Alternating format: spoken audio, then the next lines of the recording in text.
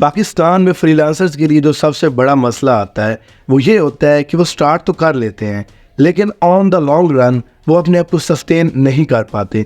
कुछ ऐसी रीजंस हो जाती हैं, कुछ ऐसी वजूहात हो जाती हैं जिसकी वजह से फ्रीलांसर्स फेल हो जाते हैं, या ऐसा समझते हैं कि वो फ्रीलांसिंग के लिए नहीं है या फिर फ्रीलांसिंग जो है उनके लिए नहीं है। बट क्या ऐसी गलतियाँ हैं, क्या ऐसी प्रॉब्लम्स हैं, या क्या ऐसी चीज़ें हैं जो वो सही से नहीं कर पाते जिसकी वजह से वो फेल होते हैं? आज की इस वीडियो में मैं आपको 6-7 ऐसी गलतियां बताऊंगा जो कि तकरीबन हर नया फ्रीलांसर करता है, और ये गलतियां जो कि छोटी छोटी लगती हैं लेकिन एट द एंड आपको फेलियर की तरफ ले जाती हैं। यही वो वजह है, यही वो रीजंस है जिसकी वजह से मोस्टली पाकिस्तानी फ्रीलांसर्स फेल हो जाते हैं। तो अगर आप फ्रीलांसिंग कर रहे हैं, ये करना चाह रहे हैं, तो ये गलती आप नोट कर दीजिए ताकि आप इन गलतियों को मत दोहराएं और आप जो है फेलियर से बच जाएं। सबसे बड़ी गलती जो मोस्टली फ्रीलांसर्स करते हैं वो ये होती है कि वो प्रॉपर टाइम जो है वो मैनेज नहीं कर पाते। अब उसमें काफ़ी सारे रीजंस होते हैं, यानी कि अगर तो ऐसा होता है कि अगर उन्होंने एक काम ले लिया और फिर वो उसको बिल्कुल लाइटली लेते हैं कि यार हो जाएगा, और एट द एंड जब वो डिलीवरी टाइम आ जाता है तो उस वक्त या तो बिल्कुल वो एग्जैक्ट लास्ट मिनट में डिलीवर कर रहे होते हैं या फिर वो टाइम जो है वो लेट हो जाता है, तो टाइम पर डिलीवरी नहीं कर पाते। इसके अलावा ये प्रॉब्लम हो सकती है कि कभी उनके पास काफ़ी प्रोजेक्ट्स आ रहे हैं तो वो ओवर कमिट कर देते हैं कि ये भी ले लिया विदाउट रियलाइजिंग कि यार वो डेडलाइन को मीट भी कर पाएंगे कि नहीं कर पाएंगे। तो एक ये मिस्टेक हो गई है। इसके अलावा शेड्यूलिंग नहीं करते, यानी कि आपने मतलब कोई भी प्लान नहीं बनाया हुआ, कोई प्रॉपर उसमें अंदर मैनेजमेंट नहीं कर रहे, बस आ रहा है काम और आप उसको करके दे रहे हो। कोई शेड्यूल नहीं कर रहे कि कौन सा पहले आया था, किसका बाद में आया, किस तरह प्रॉपर प्लानिंग के साथ चलना है। तो ये बहुत बड़ी गलती फ्रीलांसर्स करते हैं।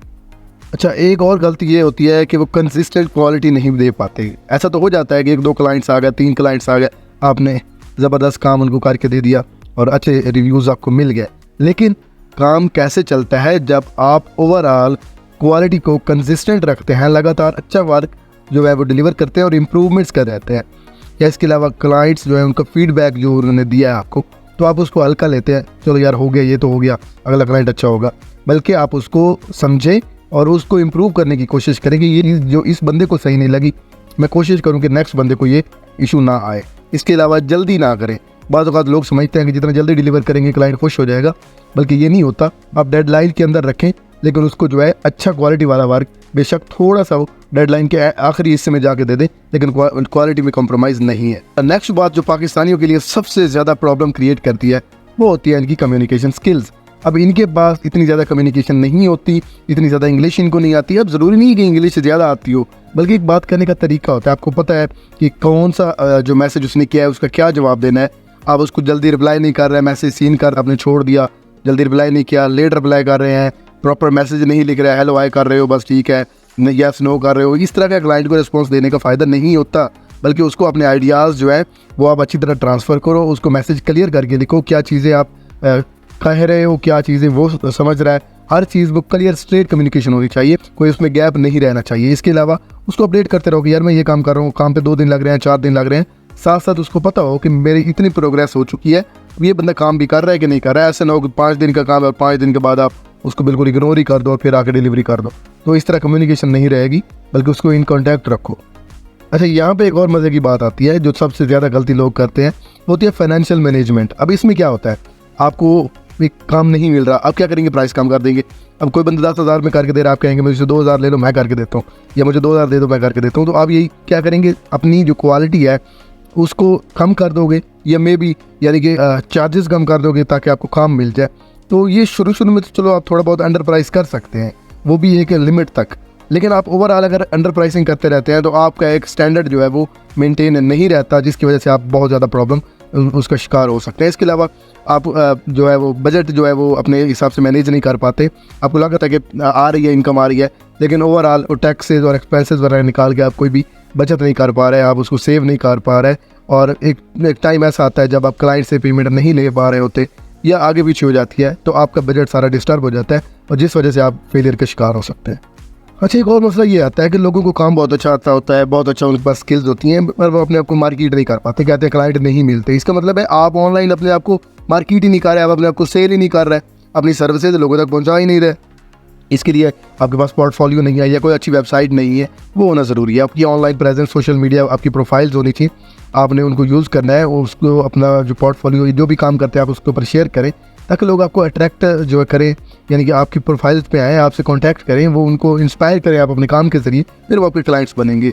इसके अलावा आप कोई भी प्रोफेशनल कनेक्शन नहीं बनाते कि ठीक है बस फेसबुक पे फ्रेंड्स होने चाहिए, फॉलोअर्स होने चाहिए, इतने ज़्यादा हो जाए, उस चीज़ का कोई फ़ायदा नहीं है। अगर आपके प्रोफेशनल फॉलोअर्स हैं, आपके फ्रेंड्स हैं और वो काम करवाने वाले हैं, तो वो थोड़े भी काफ़ी हैं, बजाय इसके कि 10-15 के फॉलोअर हो और कोई भी प्रोफेशनल ना हो। तो इस चीज़ पे भी फोकस करें। और ये एक मिस्टेक जो है जो अक्सर लोग कर जाते हैं, कोई बाउंड्री सेट नहीं कर पाते।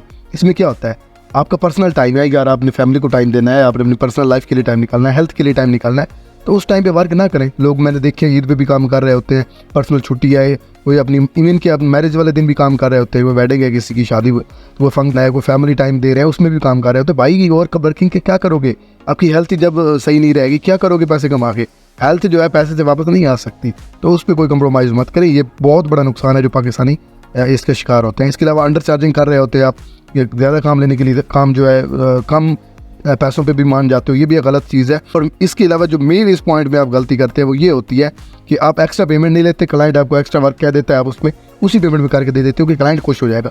यार वो खुश तो हो जाएगा, लेकिन उसको ये भी बोलो ना कि मैं अगर सर्विस दे रहा हूँ, एक्स्ट्रा काम करके दे रहा हूँ, तो आप मुझे एक्स्ट्रा पे भी करें क्योंकि मेरी मेहनत लग रही है। तो ये चीज़ आप लाजमी बाउंड्री सेट करें, उसको पता होना चाहिए। और एक आखिरी गलती जो कि तकरीबन हर पाकिस्तानी करेगा वो ये होती है कि वो समझता है कि मैं एक्सपर्ट हूँ। आपने देखा होगा, मैं सो कॉल्ड एक्सपर्ट जो होते हैं वो क्या कहते हैं, मुझे सारा पता है, बस ठीक है, हाँ मुझे पता है, बाप को मत सिखा, ये चीज़ें होती हैं।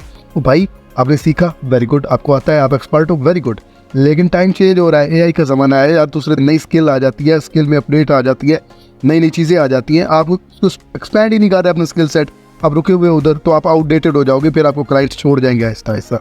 तो करना क्या है, आपने इंडस्ट्री के चेंजेस जो हो रही हैं उसके साथ साथ अपने आप को ट्रेंडिंग रखो, अपने आप को अपडेट रखो, नई नई चीज़ें सीखो, नए नए टूल्स सीखो, टेक्नोलॉजी को अपनाओ, अपनी स्किल्स एडवांस करो, ठीक है। कोर्सेज ले लो, वर्कशॉप्स ले लो, और जो भी सर्टिफिकेशंस कहीं से मिलती हैं वो ले लो, जहाँ से भी आपको सीखना मिलता है। कभी भी सीखना मत छोड़ो, ये सबसे बड़ी गलती है जो फ्रीलांसर करता है और फेल हो जाता है, चाहे वो कितना बड़ा एक्सपर्ट क्यों ना हो। एक टाइम पे उसकी स्किल्स जो है आउटडेटेड हो जाती हैं। तो कभी मत करिए इन गलतियों को। और अगर इसके अलावा भी आप समझते हैं कि कुछ ऐसी गलतियां जो फ्रीलांसर्स करते हैं और फेल हो जाते हैं, तो कमेंट में ज़रूर बताइए, क्योंकि नए आने वाले लोगों के लिए बेहतर होगा और फ़ायदा साबित हो सकता है। इसके अलावा अगर आप एज ए फ्रीलांसर ये जानना चाहते हैं कि आप इंटरनेशनल क्लाइंट्स फाइवर और अपवर्क के अलावा और कैसे कैसे तरीक़ों से ले सकते हैं, तो उसके लिए मैंने ये वाली वीडियो बनाई है, आप इसको लाजमी देखें और आपको पता चलेगा कि और भी जो है फाइवर और अपवर्क से आगे और जहाँ भी है।